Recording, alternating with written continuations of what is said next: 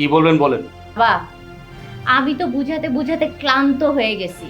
সে কোনোভাবেই আমার কোনো কথাই বুঝতেছে না। তুমি বলো বাবা, আমি একজন মানুষ কত দিকে সামলাবো? বাসা সামলাতে হয়, দোকান সামলাতে হয়, ফ্যাক্টরিতে যেতে হয়, সেখানে গিয়ে সব জিনিসপত্র নিজে চোখে দেখতে হয় কিভাবে কি প্যাকেজিং হচ্ছে। আবার সেগুলোর প্যাকেজিং এর পরে সেলারদেরকে ডিস্ট্রিবিউট করতে হয় নিজে দাঁড়িয়ে থেকে। আমি আর পারছি না বাবা, এত দিকে একা সামাল দেওয়া সম্ভব না। তুমি একটু বোঝাও তাকে, যেন আমাকে একটু হেল্প করে। শোনো, তুমি তো আমার মেয়ের জামাই, তুমি কি আমার মেয়েকে একটু হেল্প করতে পারো না? কি হেল্প করবো আপনার মেয়েরে? আচ্ছা কি হেল্প করব? আপনার মেয়ে 2 নম্বরই ধান্দা করে, বলছে যে নকল প্রোডাক্ট বানায়, ওগুলোর মধ্যে কি আমি সহযোগিতা করব? মানে আসলে আব্বা আমি একটা জিনিস বুঝি না।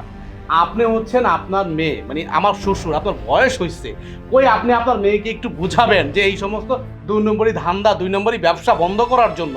তা না, আপনি আপনার উল্টো মেয়ের পক্ষ নিয়ে আমাকে শাসাচ্ছেন, তার ব্যবসা ইনভলভ হতে বলছেন।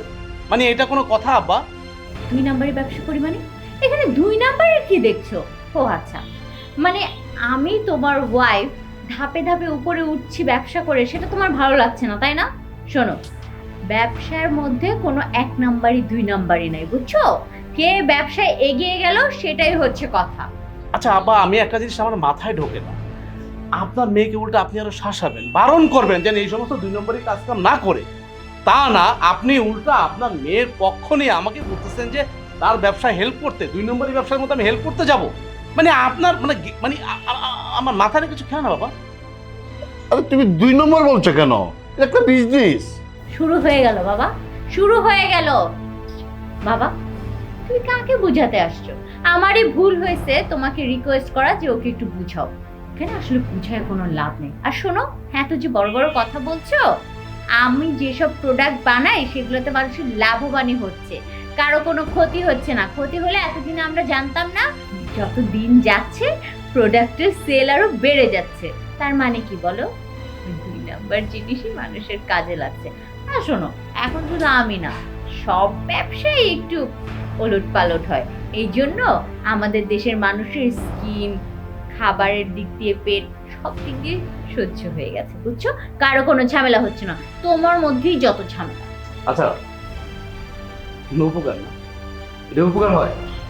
আচ্ছা তুমি না একটা শিক্ষিত মেয়ে, তুমি না সবকিছু বোঝো, এটা কিসের উপকার আমার তুমি বলো তো?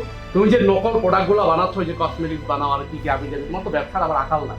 হ্যাঁ, এই যে নকল প্রোডাক্টগুলো যে তুমি বানাচ্ছ, যেগুলো মেয়েরা, অনেক ছেলেরা এগুলো ইউজ করার পর এগুলো কি হয়? এগুলো তাদের চামড়া টামড়া সম্পূর্ণ ধ্বংস হয়ে যায়। এগুলো সব ভেজাল জিনিস, 2 নম্বর জিনিস।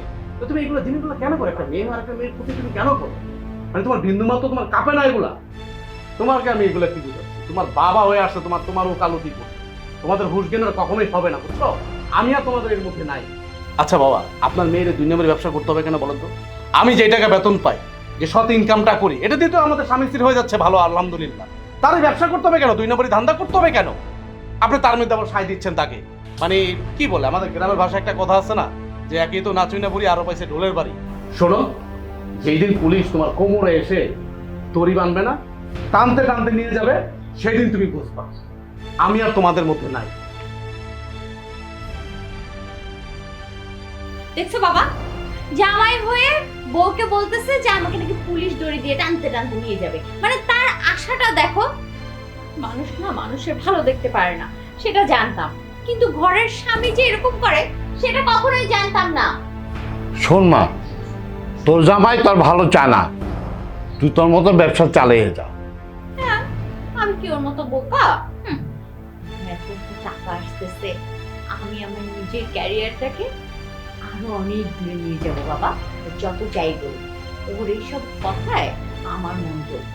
ওর মতো পাগলের কথায় কি আমি থেমে থাকবো? কখনো না।